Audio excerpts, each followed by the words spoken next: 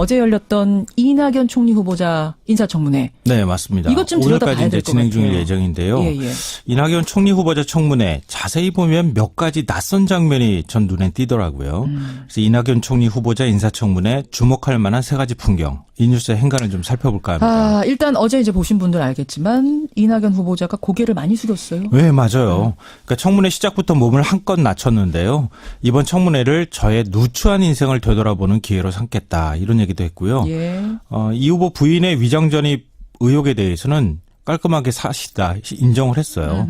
그런 다음에 아주 어리석은 생각에 그런 일을 저질러졌다. 이 처참하다, 부끄럽게 생각하고 송구스럽다, 이렇게 해서 여러 차례 거듭 사과를 했습니다. 예. 1980년 광주 학살 직후에 전두환 찬양 기사를 썼다는 의혹에 대해서는 떳떳하지 않고 부끄럽다, 해직된 언론인들에게 죄송하다, 이렇게 얘기했고요. 그 당시는 기자였던 거죠? 네, 맞습니다. 이 어깨 탈구로 아들이 군 면제를 받았다는 의혹에 대해서는 뇌수술을 받은 뒤에 입대를 포기했다. 이제는 죄인으로 사는 수밖에 없다, 이런 말까지 했습니다. 자, 이낙연 총리 후보자 인사청문회 주목할 만한 세 가지 풍경이라고 하셨습니다. 네. 첫 번째 풍경 어떤 겁니까? 첫 번째 풍경은 하루아침에 공수가 바뀌었다입니다. 그러게요. 이거 아마 아실 거예요. 어제 무슨 그 말씀이신지. 인사청문회 보신 분들은 다 금방 무슨 말인지 아실 거예요. 왠지 어색해요.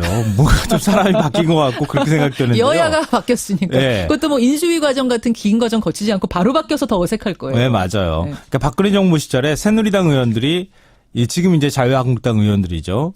총리 인준이 이루어질 수 있도록 얼마나 보호막을 결사적으로 쳤습니까? 그러던 의원들이 하루아침에 야당으로 바뀌어서 이 공격을 하는 입장이 됐는데 그렇죠. 어색하죠. 예. 민주당 의원들도 마찬가지입니다. 지난 10년 동안 어떻게 이 창으로 저 방패를 뚫을까, 이것만 고민했거든요. 그렇죠. 근데 이제는 창에 방패가 뚫릴까 봐 전전긍긍하는 뭐 이런 처지가 됐습니다. 예. 그러니까 이번 청문회를 지켜보는 국민들도 마음이 굉장히 편치가 않았는데요. 저 의원이 정말 저렇게 비판할 자격이 있나? 불과 얼마 전까지 도덕성 따지던 의원들이 많나? 이게 입장이 뒤바뀌니까 이런 현상이 그렇죠. 나타나는 건데요. 그렇죠. 뭔가 안 맞는 옷을 입고 있는 것처럼 좀 우습고 낯선 풍경이 벌어졌습니다. 하루아침에 공수가 바뀐 풍경. 네. 맞아요. 주목할 만했습니다. 두 번째는 뭔가요? 두 번째 풍경은 납작 엎드리면 살 수도 있다입니다. 누가요? 제가 볼 땐 인사청문회를 대하는 이낙연 후보자의 작전이 바로 그런 것 같아요. 두 가지 작전이 있는 것 같은데요. 네. 일단 사생활과 관련된 사안은 최대한 자료 제출을 늦춰라. 뭐 아들 수입이나 부동산 거래, 대학 성적, 예. 뭐 부인의 미술품 판매 자료 등등해서 좀 공개되면 논란이 일만한 자료는 최대한 제출을 좀 늦추는 모습을 보였습니다. 그래서 어제 야당의 공격이 왜 이렇게 자료 안 내느냐, 이게 네. 주된 공격이었잖아요. 이게 인사청문회 때마다 나오는 주 메뉴 중에 하나인데요. 그리고 또 하나의 전략이 뭐였냐면은 드러난 문제점엔 납작 엎드려 사과하라, 이건데요. 인정하고 네, 바로 인정하고. 석고대죄해라. 그렇죠. 이게 일종의 최양희 효과라고 할 수 있습니다. 최양희 효과요? 예.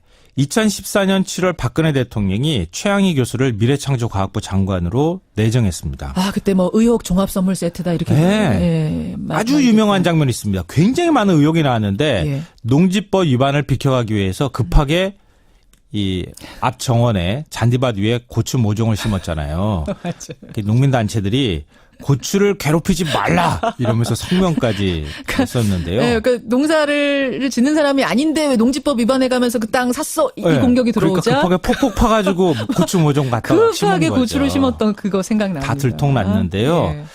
근데 이전과 다르게 인사청문회를 무사 통과했습니다. 왜? 야당 의원들이 아무리 송구 질문을 하면 뭐 합니까? 송구스럽습니다. 죄송합니다. 죄송합니다. 사과합니다. 예. 납작 엎드렸거든요. 예. 이때부터 최양희 청문회가 박근혜 정부 후반기 인사청문회 모델이 맞아요. 됐습니다. 그랬습니다. 그래서 이후에 사람들이 이런 그 작전을 써서 예. 인사청문회를 무사 잘 통과하는 일이 벌어졌는데 예. 일종의 자랑스러운 역사라기보다는 조금 부끄러운 유산이라고 할 수 있겠죠. 그러니까 우리나라 사람들이요, 미안하다는 사람한테, 잘못했다는 그거 사람한테 더 돌 정에 던지는 거를 약해요, 좀. 약하니까. 네, 맞아요. 국민들이 안 좋게 본다는 바로 그 부분인 거죠. 세 번째는요. 마지막 세 번째 풍경은 5대 비리 배제 원칙이 무너진 것에 대해 입장을 밝힐 필요가 있다입니다. 이건 뭡니까? 뭐 잘 아시다시피 문재인 대통령이 후보 시절에 5대 비리자 공직 인사에서 배제하겠다 그러면서 병역 면탈, 부동산 투기, 탈세, 위장 전입, 논문 표절을 들었습니다. 예. 근데 여기에 이낙연 후보자 그리고 강경화 외교부 장관 후보자도 해당이 됩니다. 둘 다 위장 전입에 해당되는 거죠. 네, 맞습니다. 그러니까 야당이 가만히 있을 리가 없잖아요. 자유한국당 정우택 원내대표가 두 사람 모두 사퇴해야 한다 이렇게 맹공격을 하고 있는 상황인데요. 예. 뭐 저 역시 인사 원칙이 무너지지 않았으면 좋겠습니다.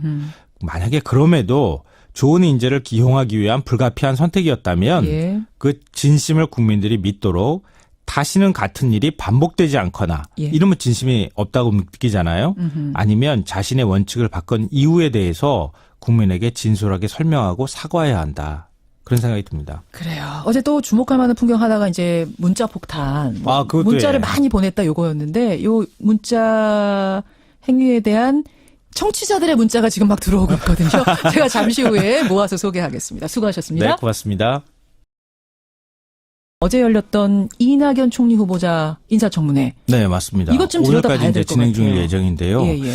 이낙연 총리 후보자 청문회 자세히 보면 몇 가지 낯선 장면이 전 눈에 띄더라고요.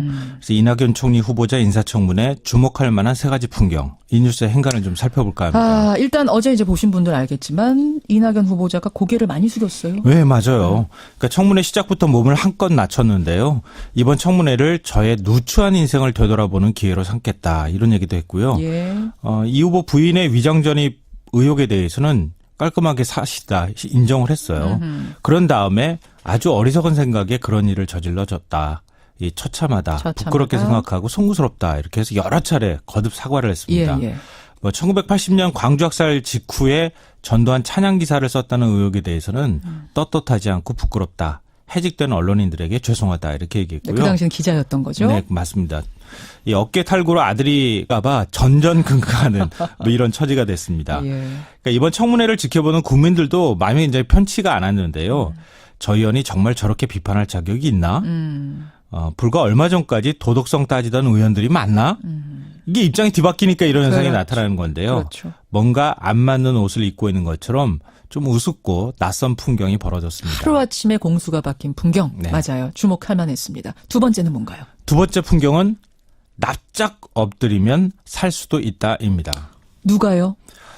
제가 볼 땐 인사청문회를 대하는 이낙연 후보자의 작전이 바로 그런 것 같아요. 두 가지 작전이 있는 것 같은데요. 네. 일단 사생활과 관련된 사안은 최대한 자료 제출을 늦춰라. 아들 수입이나 부동산 거래, 대학 성적, 예. 부인의 미술품 판매 자료 등등해서 좀 공개되면 논란이 일만한 자료는 최대한 제출을 좀 늦추는 모습을 보였습니다. 그래서 어제 야당의 공격이 왜 이렇게 자료 안 내느냐 이게 네. 주된 공격이었잖아요. 아무리 송곳 질문을 하면 뭐 합니까? 송구스럽습니다. 죄송합니다. 죄송합니다. 사과합니다. 예. 납작 엎드렸거든요. 예, 예. 이때부터 최양희 청문회가 박근혜 정부 후반기 인사청문회 모델이 맞아요. 됐습니다. 그랬습니다. 그래서 이후에 사람들이 이런 그 작전을 써서 예. 인사청문회를 무사 잘 통과하는 일이 벌어졌는데 예. 일종의 자랑스러운 역사라기보다는 조금 부끄러운 유산이라고 할 수 있겠죠. 그러니까 우리나라 사람들이요. 미안하다는 사람한테 잘못했다는 그거 사람한테 더돌 정에 던지는 거를 약해요. 좀. 약하니까. 네, 맞아요. 국민들이 안 좋게 본다는 바로 그 부분인 거죠. 세 번째는요. 마지막 세 번째 풍경은 5대 비리 배제 원칙이 무너진 것에 대해 입장을 밝힐 필요가 있다입니다.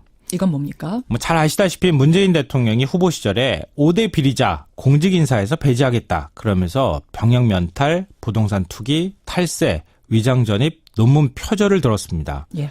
근데 여기에 이낙연 후보자 그리고 강경화 외교부 장관 후보자도 해당이 됩니다. 둘 다 인사청문회 때마다 나오는 주 메뉴 중에 하나인데요. 그리고 또 하나의 전략이 뭐였냐면은 드러난 문제점엔 납작 엎드려 사과하라 이건데요. 인정하고 네, 바로 인정하고. 석고대죄해라. 그렇죠. 이게 일종의 최양희 효과라고 할 수 있습니다. 최양희 효과요? 예.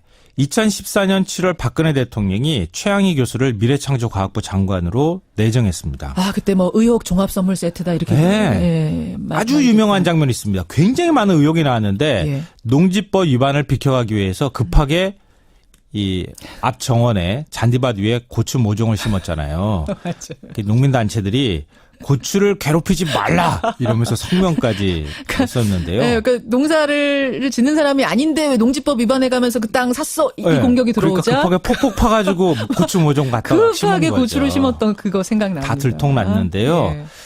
근데 이전과 다르게 인사청문회를 무사 통과했습니다. 왜? 야당 의원들이 군 면제를 받았다는 의혹에 대해서는 뇌수술을 받은 뒤에 입대를 포기했다. 이제는 죄인으로 사는 수밖에 없다. 이런 말까지 했습니다. 자, 이낙연 총리 후보자 인사청문회 주목할 만한 세 가지 풍경이라고 하셨습니다. 네. 첫 번째 풍경 어떤 겁니까? 첫 번째 풍경은 하루아침에 공수가 바뀌었다입니다.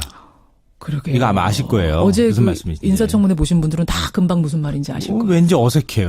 뭔가 좀 사람이 바뀐 것 같고 그렇게 생각되는데요. 여야가 바뀌었으니까. 네. 그것도 뭐 인수위 과정 같은 긴 과정 거치지 않고 바로 바뀌어서 더 어색할 거예요. 네, 맞아요. 네. 그러니까 박근혜 정부 시절에 새누리당 의원들이 지금 이제 자유한국당 의원들이죠. 총리 인준이 이루어질 수 있도록 얼마나 보호막을 결사적으로 쳤습니까?